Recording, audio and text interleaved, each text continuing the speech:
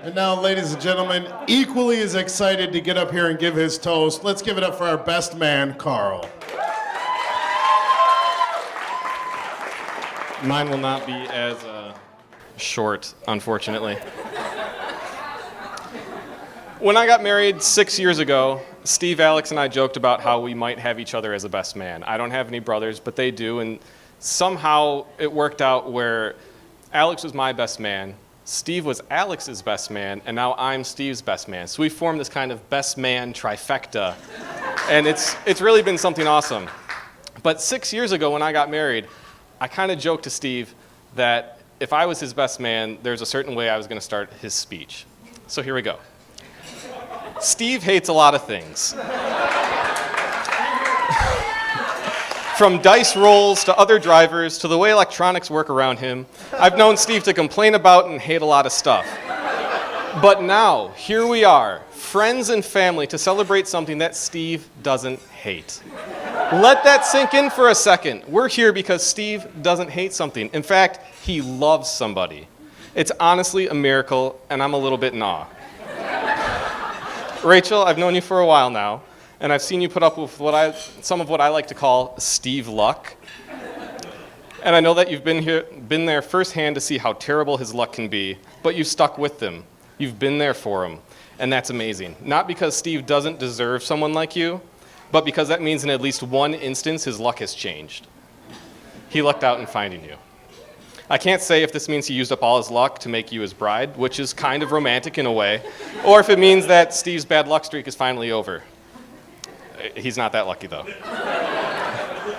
But I want to thank you for helping my oldest friend and a brother in this best man trifecta have some of the luck that he deserves.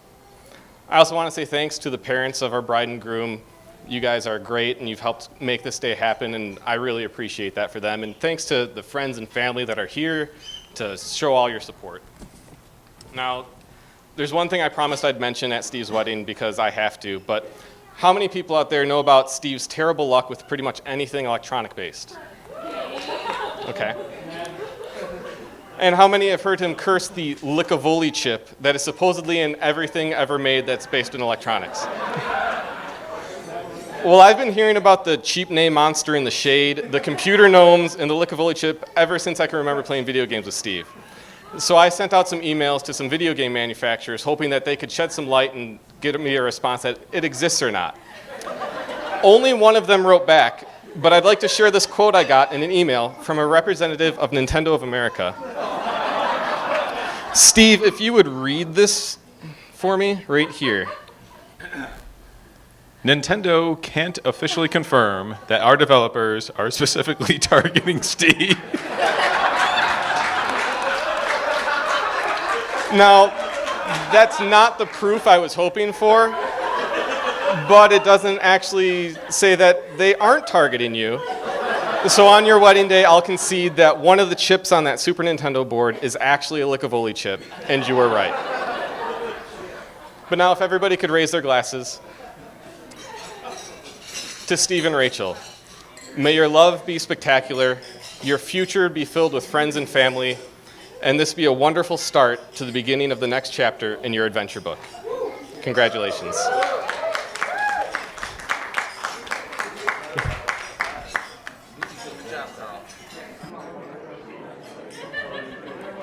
Ladies and gentlemen, let's have a huge round of applause for our best man, Carl.